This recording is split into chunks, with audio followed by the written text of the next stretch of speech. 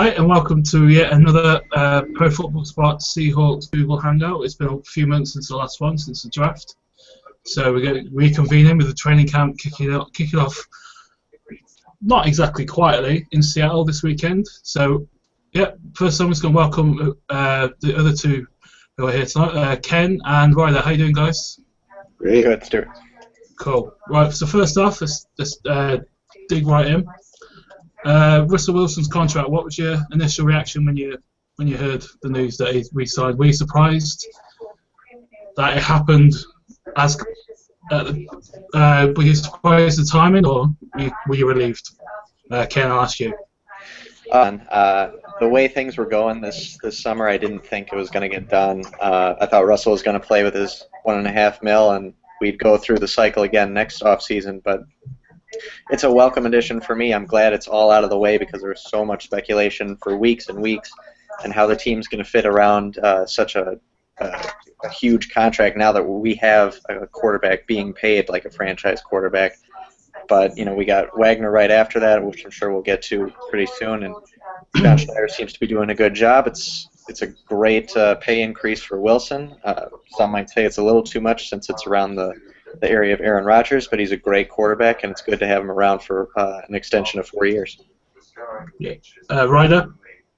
Yeah, I was pretty surprised too. I was in an article I wrote earlier. I was saying that we shouldn't worry too much until the start of training camp. But I mean, I was actually kind of starting to get worried there that nothing was going to happen. But I don't think it's too bad of a deal. I mean, at the very least, I'm really excited to see what he can do with Jimmy Graham and Tyler Lockett and just some of the younger weapons that have been brought in. Yeah, I mean, I went to bed Thursday and I tried to stay up to see if anything happened late and nothing did, so I was kind of like, well, that's that then. That means season, $1.5 million. Then we've got all this fun all season and still happens up next offseason. To wake up and then see it break so close to when camp started was a massive relief, to be fair, because as you said, I didn't expect it. It got to a point where I just didn't expect it to happen, so I was really happy it did, because it worked out better and it enabled them to pay Wagner pretty soon after as well. I mean, it was less than 24 hours later and Wagner had been paid. But what were your thoughts on the deal? I know Ken, you touched on the money and stuff.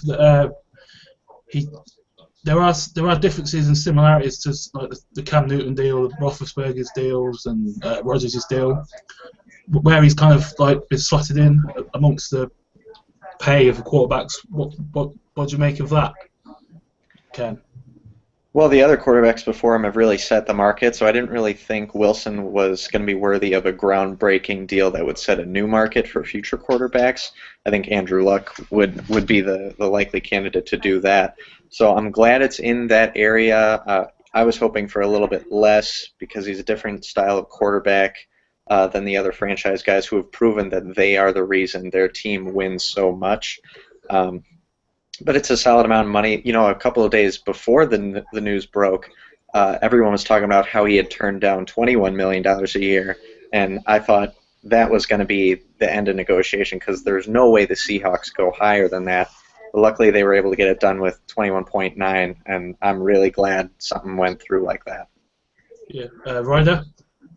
Yeah, well, the money, I'd say it seemed like it would have been a lot worse. I mean, I was starting to expect he wanted something in the like 23, 25 million a year range, just the way some of the reports were coming out. But I mean, it seems like they structured it pretty well. At the very least, they have a team option pretty much every year of the contract. So I mean, if he does end up proving that he isn't a franchise quarterback, which I think he's going to prove that he is, there's always the option that the team can move on. Yeah, I think it's not as pay as you go as it seems with the Dalton deal and Kaepernick's deal, which they could cut from now and every year from now until the end of the contract. But I think when the structure came out of it with the 31 million signing bonus, 20 million now, the other 11 million after the season, it seemed like it was from all the talk and all the things we read about what Schneider wanted to pay him and what Wilson wanted, it seemed like they had a pretty solid middle ground that they've agreed upon and gone forward with. And if he carries on playing like he is, it's going to be similar to the Cam Chancellor deal. I think in 2-3 years, if he continues how he has started, it's going to look like a pretty good deal for the Seahawks, and that Wilson is going to get paid again when he's 29, 30 years old, which is what Brady did, I guess. So I think overall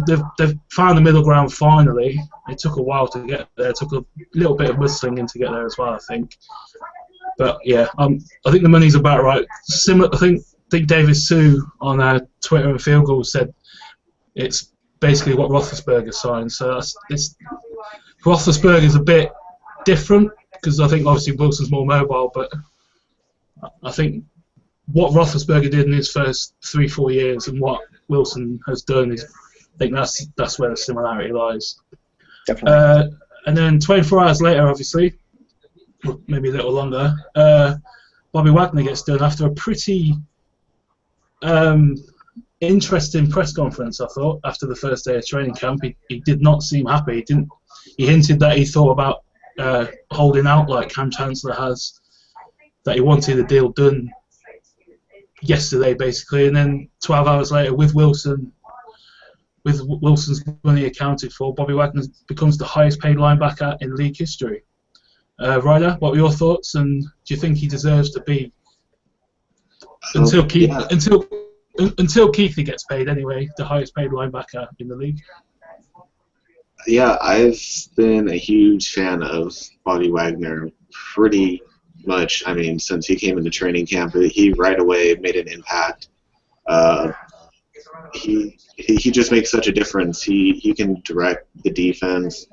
He's good at basically every level. I mean, read some statistic today.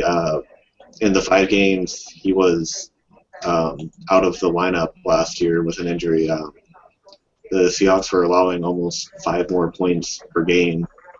And when he returned, the defense started allowing less points. I mean, that's a huge impact. Yeah, that's the thing. Did Tony Dungy vote him as MVP as well? Yep. Dungy. Yep. Mm-hmm. So, I mean, as you said, his injury, it wasn't great when he was out. I mean, Brock Coyle did all right in KPL. Plastered over the cracks, but Bobby Wagner's impact over them last 8 regular season games and then the playoffs was pretty impressive and pretty obvious, I think. Ken, what were your thoughts? Yeah, I think the money's excellent. Definitely one of the best linebackers I've seen in my young life. Tremendous leader, a tackling machine. I've been focusing a lot last year on his ability to stop the run, but late in the playoffs he'd drop back in pass coverage. The Brady interception there. And so he's really a great all-around middle linebacker. And yeah, you hit it right on the head, Stuart, when you introduced this topic. That news conference made me think, he himself was not confident of a deal getting done or not getting paid enough. But I think it's a great amount. It's maybe a few years down the line we're going to see all these 10 guys really strangling the Seahawks' future. But as of now, locking them up is a big deal for the defense. Yeah, I think it's just over 10 million per year, isn't it? And he gets 20-odd million guaranteed. So I think I agree with both of you. I think he deserves to be paid how he's been paid. I think he was unlucky not to win Defensive Rookie of the Year in a year where Kuechly wins it. And I think without J.J. Watt, I think him and Michael Bennett at times were as dominant as J.J. Watt were. They just didn't grab the headlines, especially Bobby Wagner's probably been one of the more underappreciated linebackers in the league. Obviously, you got Kuechly, you had Patrick Lewis last few years. Levante David's been raved about, and Bobby Wagner was up in the Pacific Northwest just balling out. I think, as you said, Ken, last year, his run defense it shone through. The amount of times that he was piercing through the line of scrimmage and he was there for tackle for loss or tackle for no yard gain or 1 yard gain, it was blatantly obvious, and as you say, with the Super Bowl as well. So yeah, I think it's something that was deserved. I wasn't, as you say, I was a little worried also after that press conference, but he looked pissed. He really did look pissed. So hopefully he carries that chip on, even though he's now the highest paid player at his position in the league. Hopefully that chip on his shoulder, which he's played with for the first 3 years, never leaves him, which, if Sherman's anything to go by, I don't think it will. Other news coming out of training camp, Tony McDaniel was released. Not really much of a surprise, because there was going to be someone after you plough in 80 odd million and 40 million to your linebacker and your quarterback. Were you surprised that it was McDaniel, or were you expecting someone else to be the casualty, Ken? Not really. I mean, the depth at defensive tackle is so strong, especially once we brought Rubin in from the Cleveland Browns. You knew there was a plethora of run stoppers like those who were going to go. We were thinking Brandon Mebane as early as last year could go. So McDaniel was really good stopping the run in the middle of that defensive front. So that will be missed. There are run stoppers who should be able to fill the void. And it's just a smart business decision. You make about $3 million saved from the cap, so it's a smart move early. I don't think it's the only one that's going to happen, but it's a good baby step as to saving cap space. Yeah, well, there was Ryder. Okay. Yeah, I pretty much saw it coming. It was either McDaniel or Mebane. I mean, I'm actually glad they kept Mebane. He's been on the team so long, it'd be kind of disappointing to see him go after everything he's done. Yeah, it'd be just disappointing for him if his last start was hobbling off the field against the Giants, because that's not Brandon Mebane. Brandon Mebane was playing the best of his career probably before he got injured in the Giants game. So yeah, I wasn't too surprised it was McDaniel. I think John Clayton tweeted out last night that they're trying to rework Mebane's deal, but he's not going anywhere if they don't. So that'd be something to watch. Ken, you said you don't think he'll be the last one. So who else do you reckon could be on the bubble?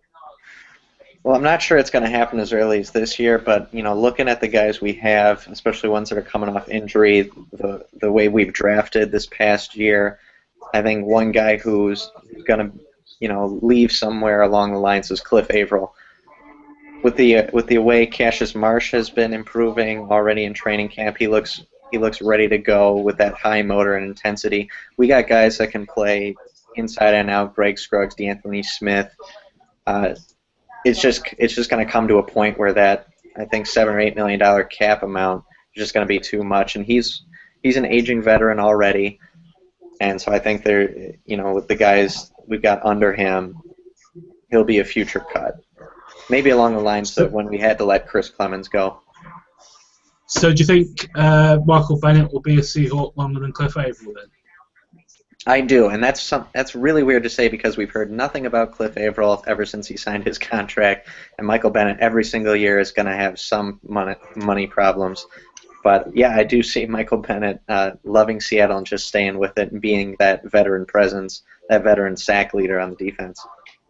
That's interesting. Ryder, do you agree with Ken? Yeah, that wouldn't surprise me at all. I've actually seen Cassius Marsh compared to Chris Clemens several times, and I mean they're almost the exact same size, and they have kind of similar playing styles. It wouldn't surprise me if he did end up fitting that or taking over that Leo role. Yeah, well, I think Cassius Marsh is someone that I thought would be Michael Bennett's replacement. Because my thinking with Michael, he plays this year, he wants more money. They pay Okun and probably Sweezy, and they find a trade partner in Dan Quinn in Atlanta. That's my thinking, because I don't think Bruce Irvin's going to stay now, because I think he wants to be paid probably pretty close to what Kerrigan was paid by the Redskins last week, and there's no way that the Seahawks are going to pay him that unless he has J.J. Watt type year, which it would be some jump to have to go. I love Bruce Irvin, but he's not J.J. Watt. If you're watching this, Bruce, he follows me on Twitter, so he's probably going to kill me. But yeah, no, I think I've never really thought about it. I probably should look at his contract situation. But I think I'll be surprised if Bennett's here this time next year. To be quite honest, I don't think they're going to buckle to him. I think they should buckle to Cam because it's ridiculous. I know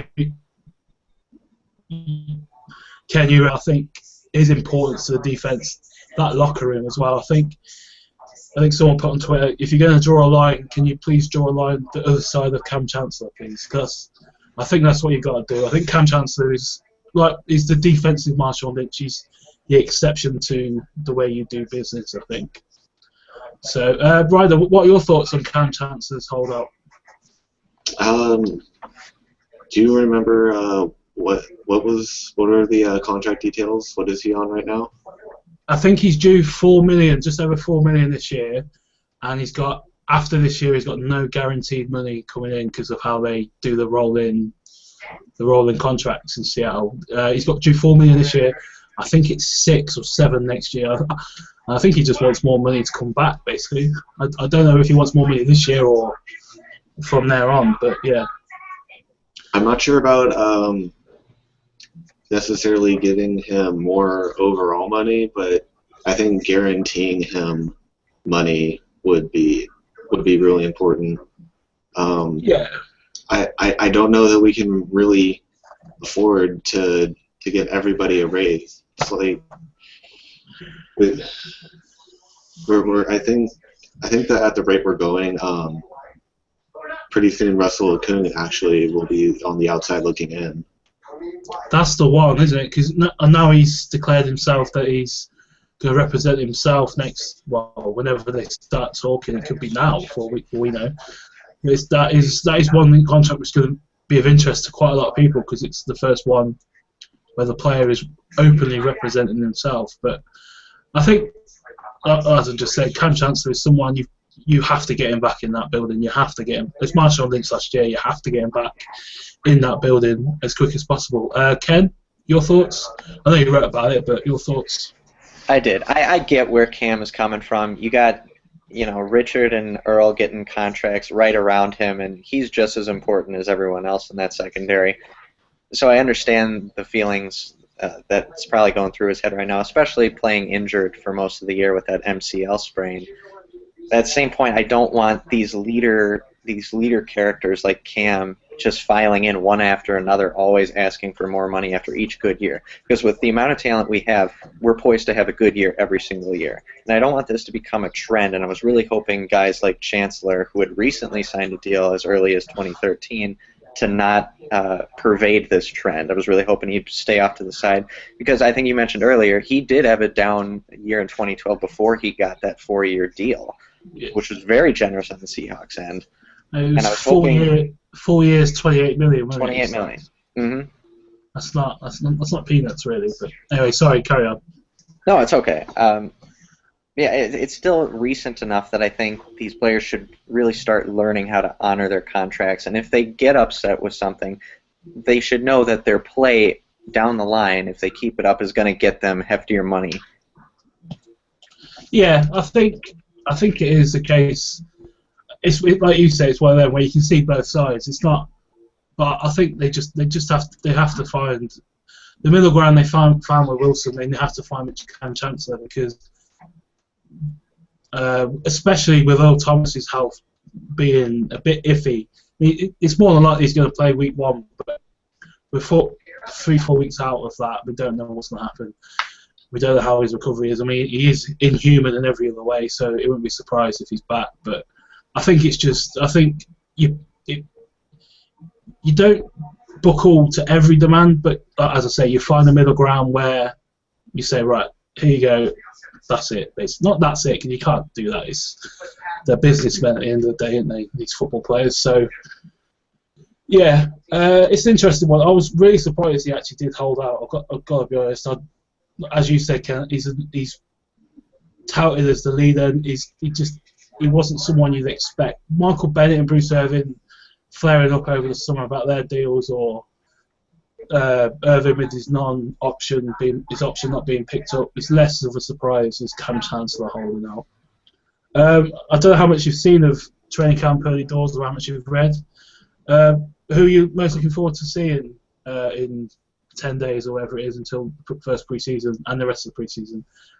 Ryder? I'm actually excited about Douglas McNeil, undrafted free agent.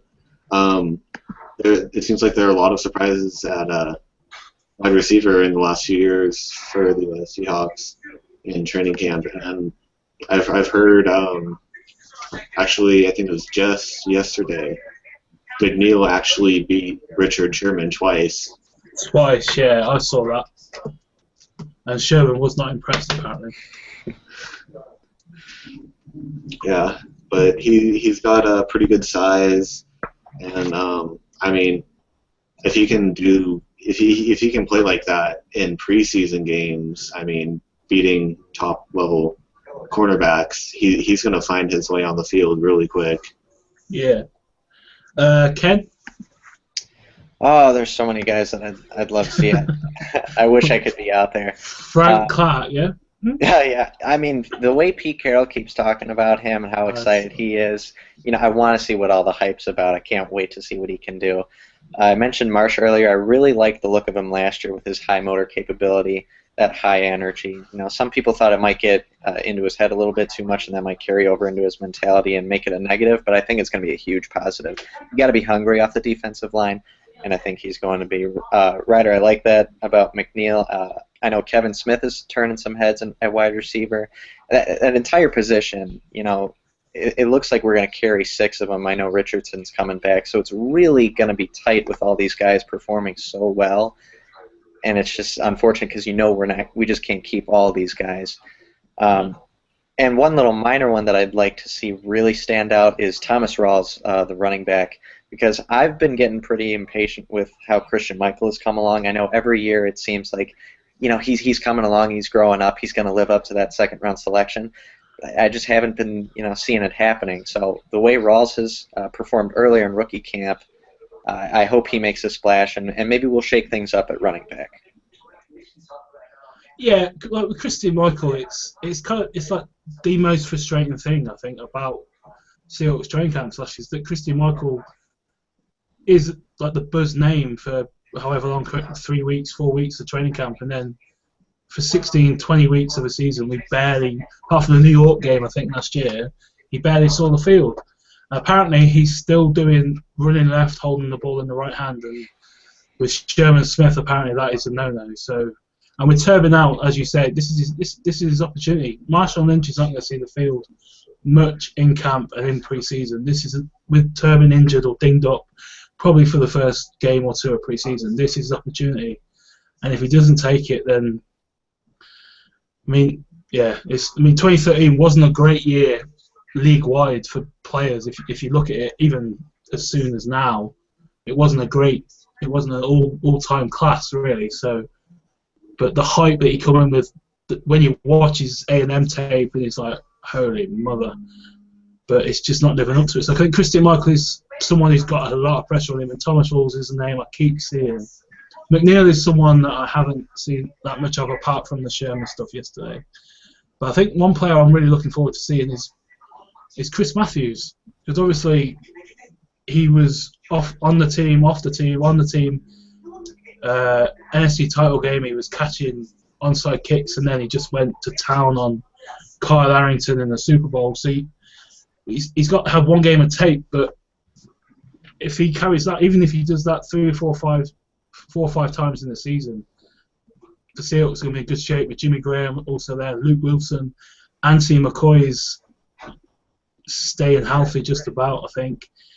You got Doug, you got Jermaine Kearse. I think Chris Matthews is someone I'm really looking forward to seeing with a bigger bulk of plays and probably bigger responsibility. And I think Matthews, elsewhere, I really want to see what Ty Smith can do. If you guys following Jared Stanger, I don't know if that's how it probably got hype. Jared, he writes for field goals anyway. He's been big on him since we drafted him, and apparently he's seen a lot of time at nickel, so it would be something to keep an eye on. I think he's, of this rookie class, him and Christian Sakoli, although he is buried in the depth chart currently, I think. So I think Ty Smith, week 1 against the Broncos we've got. I think Ty Smith and Chris Matthews are the players I'll be keen in on more than most. Also, missed one other acquisition this weekend. We trade for Mo Sese. I don't know if that's how you say his name. I apologise to Mrs. Sese. Do you know much about him, either of you? No, actually, I haven't heard a lot. He was undrafted, wasn't he, in 2014? Yeah, he. I don't know. It seems like a similar situation as far as how we got Marcus Burley. Was that last year from the Colts? I mean, we'll see how he develops. Yeah, well, he's 6'2", 200 pounds. That is like as Seahawky as you can get, pretty much. I think, isn't it? Mm-hmm. Ken, your thoughts? Did you know anything about him before, or? No, I hadn't heard a lot about him. We're not giving up a lot for him. I like that we're going to go heavy on depth right now. In addition to Smith, we'll see what Cisse can do, or Cisse, whatever. But we've got Harold Simon injured, Jeremy Lane injured, so it can't hurt to bring another guy into camp, just see what he can do. As you said, good size for a cornerback, and if he makes a splash, he makes a splash. Yeah, it's weirdly puts pressure on Kerry Williams a little bit, doesn't it? Because it doesn't sound like he's setting the world alight early doors, and there's been pictures, I think, every day from camp of Chris Richard having him one-on-one, teaching him the technique they preach in Seattle. Do you think do you think he could be another Matt Flynn? Relatively big money, and he doesn't make the 53 rider?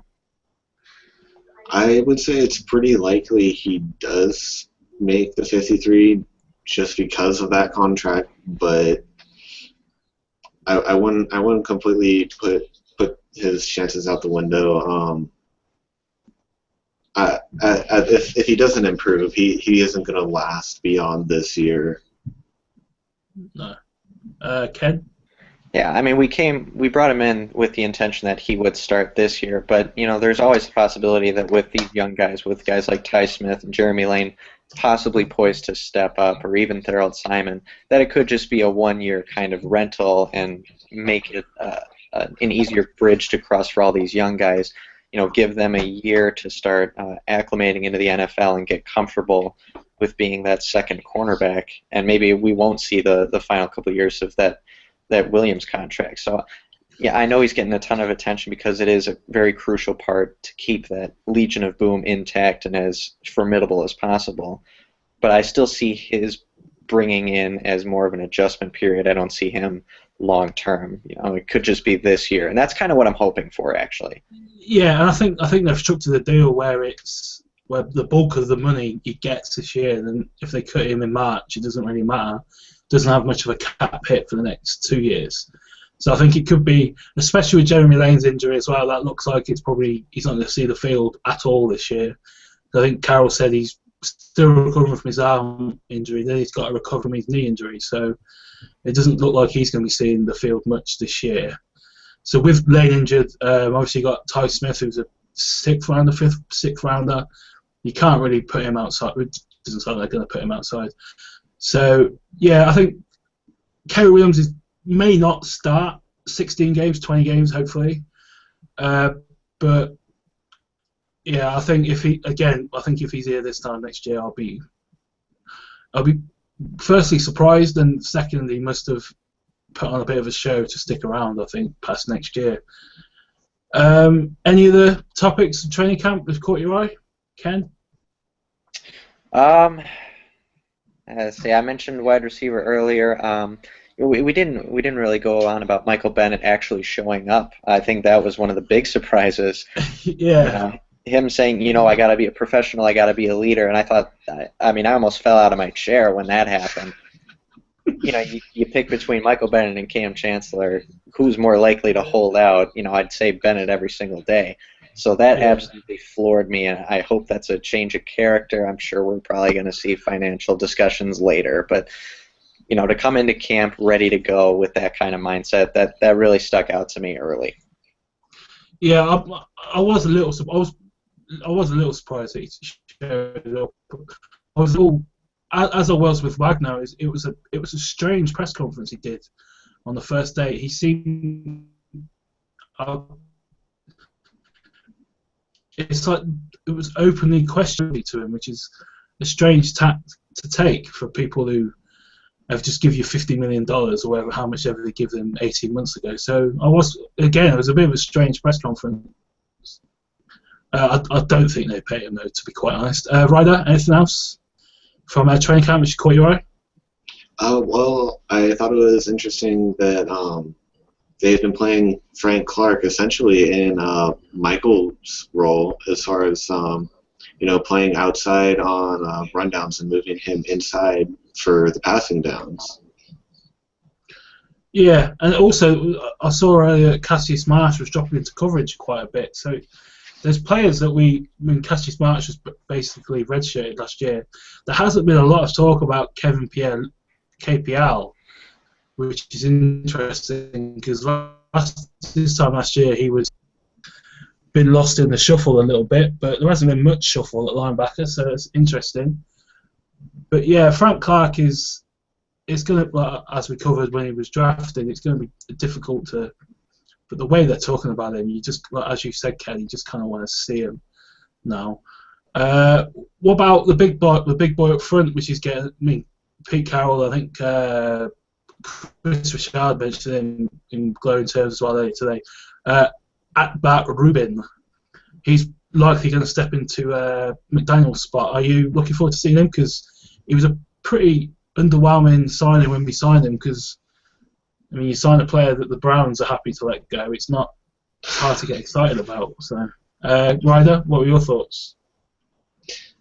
Well, he'd had some good years with the Browns, but then he was injured last year. I mean, he wasn't completely healthy, and I think that's probably what was kind of going on with him. That's why he had a down year. And I mean, he just turned 30, and after once you start hitting a certain age in the pros and you're coming off an injury, sometimes that can really hurt your chances. Yeah, I mean, it's been a position like McDaniel's probably the only one who's lasted 2 years at that position.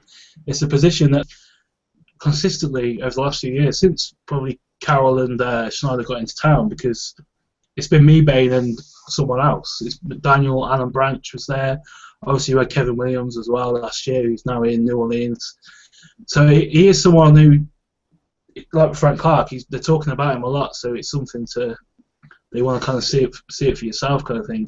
Ken, your thoughts? Yeah, I think he's going to be able to handle the job pretty well. I mean, when we brought in Kevin Williams, he had such a high-profile career being in that interior lineman in Minnesota with him and Pat doing such a good job. And then, it wasn't stellar what he was doing for the Seahawks, but he was plugging the holes and getting the job done. With Rubin, possibly underwhelming, Ryder said, with the injury problems, as long as he gets the job done, I know we've got so much depth on defensive line, we're going to be rotating a lot of guys in. So when he gets his, 2 or so downs every so often, as long as he's doing his job, that's all I'm going to expect out of him. Because I've got more hype placed on what Jordan Hill can do on the interior of the defensive line than I will have Rubin. Yeah, I think with Mebane, same with Mebane, now he's healthy. Jordan Hill, he has to stay on the field this year, really, doesn't he? He can't have niggles and stuff like he has the first few years of his career. So he is someone who he's like Christian Michael from that draft class as well. He's someone who's going to have to do something this year, probably to stick around into 2016, like probably. Talking of that draft class, Luke Wilson, what role do you see him playing as training camp and preseason moves along? Because obviously you've got Jimmy Graham, and then it's one or two from him, Wilson, Halfett, and Anthony McCoy, isn't it really? So do you see Luke Wilson stepping up with the added presence of Jimmy, or is he someone else who's going to have to play for his future really this year? Ken? I was kind of impressed with Wilson's development last year as a blocker and showing off his hands in a couple games, particularly Arizona. I think I heard talk the other day. Him and Graham are calling themselves the Bashing Brothers or something like that. It just came across my newsfeed at one point, so I didn't look into it that much. But with a guy like Jimmy Graham around you, you're bound to pick up a few tricks of the trade. So I think he's poised to have a good year. You know, less eyes will be on him whenever he's on the field because you know Graham's going to be on the other side. So I think he could be a sleeper kind of receiver for us to put up some decent numbers and be quite surprising. Yeah, it is going to be interesting how they, even Anthony McCoy could line up outside because obviously the last time we saw any action was Wilson's rookie year and he was probably his favourite go-to receiver at some points, wasn't he? So, Ryder, what are your thoughts on Luke Wilson for 2015? As far as the 2015 goes, it's hard to say. Will Jimmy Graham take attention off of him just for the defenses, or is it also going to take attention away from him from an offensive standpoint? I liked how he's been developing, but at the same time, he still he has some really big inconsistencies still.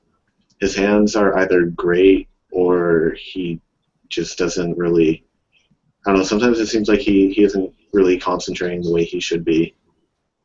Yeah, I think it's a common theme with that draft class, really. Because obviously we basically said something similar about Christian Michael earlier, so it would be quite interesting to watch this year. Just a quick note: Rand Getlin is just posted on Twitter that. One sec, I can't find it now. Where is it? Rand Getlin, I can't find it. This is really awkward.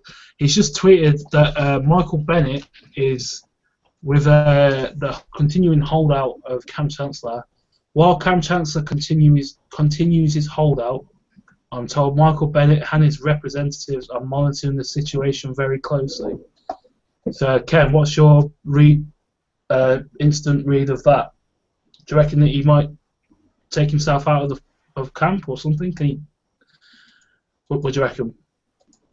Well, immediately I hope he doesn't. But if the Seahawks immediately bow to Cam, you know, the idea is that if that happens, if I do this, the same thing's going to happen to me. So it's a tough situation because I want Cam to come back right away, but I don't also want a lot of money to be tossed around. So I'd rather Michael Bennett assume that professional leadership role like he was talking about just a couple days ago and be more professional about this than going back to just thinking about me. Yeah, and also this is something that Don Snyder was open about being worried about happening when Marshawn wasn't showing up last year, and it looks like he's been proven right again, really, because it's happened. It's probably going to happen next year as well when Elpor. Who else have we paid?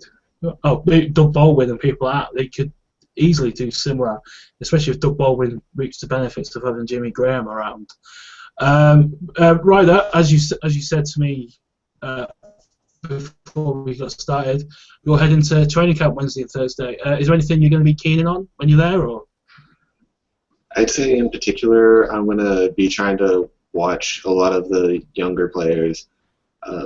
You know, as a guy who really loves the draft, I like seeing how they're going to develop, how they're going to come in, make immediate impacts.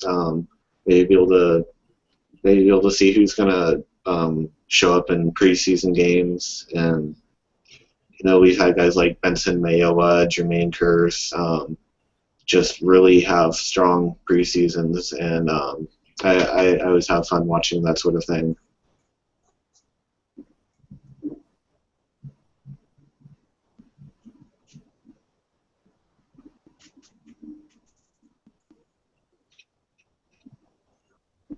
Putting on a bit of a show, which is interesting.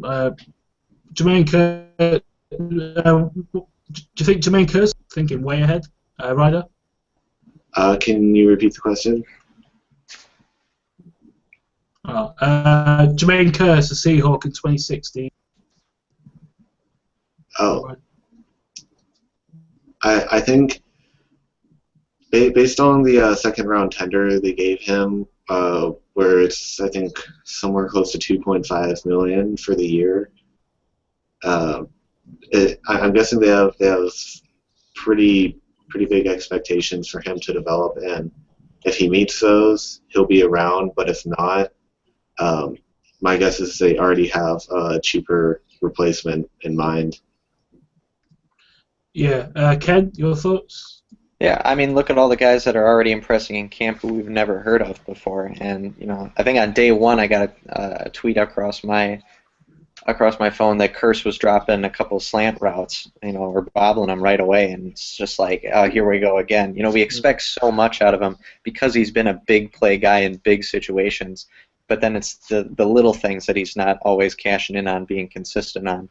So if we get some younger guys who really impress and can do the things he can do, I say let him try and find solace somewhere else and use one of these younger guys.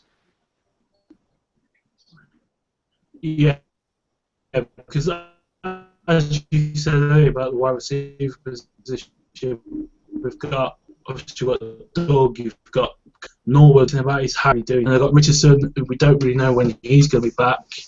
Then you got Tyler Lockett, you got McNeil, who you mentioned earlier, you got Kevin Smith. I think Casey Williams is still knocking around as well, isn't he? So I think Jermaine Kearse he's not under pressure probably this year, but I think he could be a name to watch. I think I've said that before on this Hangout as well. Jermaine Kearse just doesn't. Yeah, he's caught game winners in the last two championship games, but for most of last year he just struggles to get separation. And although Russell Wilson is good at fitting the ball in tight windows, you've got to have more than that to get the explosive plays which Pete Carroll and Darrell Bevel just eat up basically for breakfast. So I think he's named to watch, especially if the McNeils and Kevin Smiths of the world keep ploughing on like they have started camp early doors. So yeah, that's probably anything else you want to talk over, either of you? I will ask Ryder, when you're at camp, I want to see your thoughts on how Eric Pinkins is doing switching to linebacker. I haven't heard a lot about him, but I want to see if he's actually going to pan out or be one of the rare draft busts of John Schneider. Yeah, I'll definitely keep an eye on him. Yeah, he's changed his number, isn't he? He's 39, I think he is now, isn't he, this year? 39? I know he's changed his number. Yeah, I know it changed, but it's not coming to me right now. No. Yeah, that is another player who basically last year's draft class was redshirted pretty much, wasn't it? So also, obviously, another name has just come to my mind, Jesse Williams. That would be quite a story if he sees the field this year, wouldn't it? After all, obviously the last two seasons with his injuries and the cancer diagnosis and the surgery and the fact.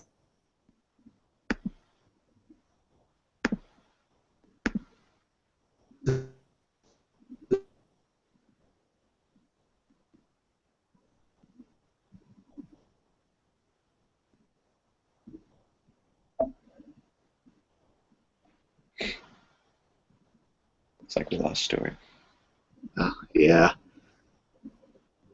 Here he is.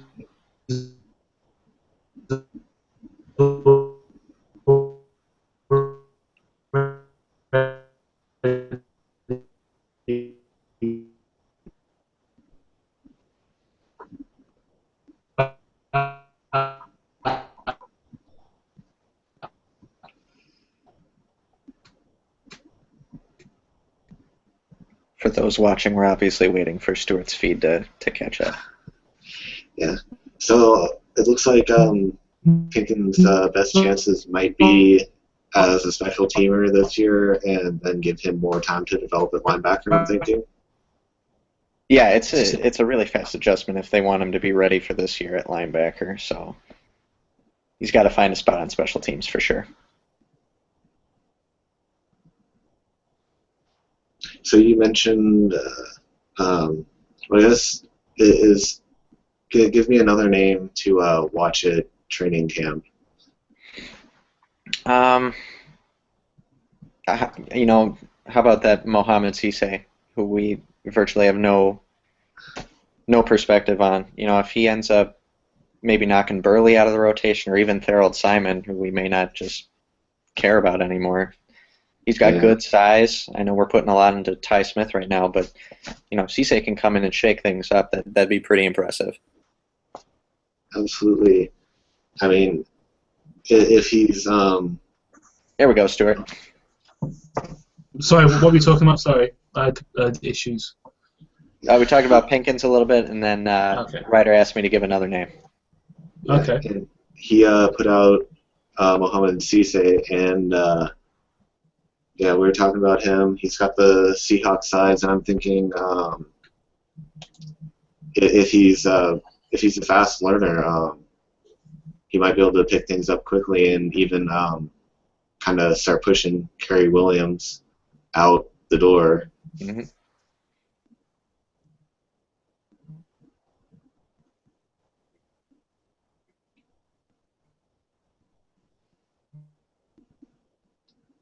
Did we lose him again? We might have lost Stuart again. Keep talking. Can you hear me? Yeah, we can hear you. Oh. And then he's gone.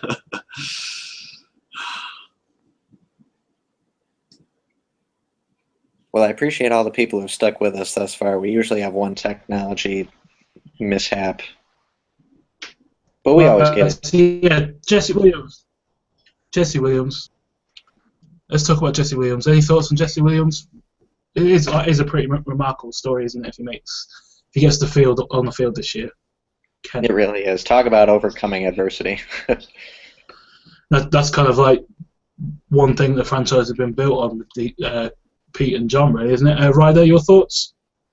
Yeah, it would be really nice to see. I know he came out of college with some people who really, really liked him. So, I mean, he could also end up being that guy who takes over McDaniel's role if Ruben doesn't impress.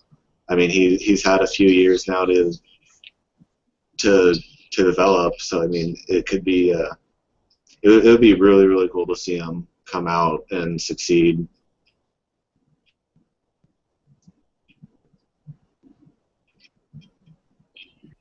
He's coming out of Alabama. There was talk of him being, if not first round, the top 50. But then, obviously, medically, he was red flagged with his knees, which is a degenerative issue, I think, if I'm remembering rightly. So he's a fifth-round pick. I think it's got to the point where if he does anything of note now, it's a plus at this point, really, because of how how well they've tooled that unit up front on the D-line. So it would be pretty cool, but it's more of a case of where he was 4 or 5 months ago. Getting that news must have been unbelievable, especially after 2 years, after the 2 years of injury he had as well. Absolutely. So yeah, I think that's everything. Unless there's anything else you two want to cover or discuss further, or. No, we'll see how camp continues. Let's see how the Chancellor holdout continues, and we'll do this again soon. Yeah, I think it's going to be one to watch, especially this Michael Bennett nugget. I think that's going to be. I think if they pay him tonight, and then Michael Bennett doesn't turn up tomorrow, it's going to be an issue. I really don't think they pay him. I really don't think they buckle to Bennett anyway. I think they need to buckle to Cam. Cam Chance. I've got Cam Chancellor's jersey, so he needs to come back. Well, I would say for me, Ken had it exactly right. If we end up buckling for Ryder, enjoy training camp on Wednesday and Thursday. I'm pretty sure I can talk for Ken, where we are pretty damn jealous that you're going to be there. So enjoy it, and I look forward to all the write-ups you get. I hope you hear back from the team and you can get accreditation, because that would be pretty awesome. Oh, no kidding. So thanks for joining me again. We'll do this probably around the time of the final cuts, so we can talk about we can actually talk about actual games, which will be a change of pace, and see if the names we've picked out tonight, see if they carry on producing. But yeah, thanks for joining us, and take care. Thanks for having me. See you there, man. See you there, Kim. Have a good one, Stuart and Ryder. See you there.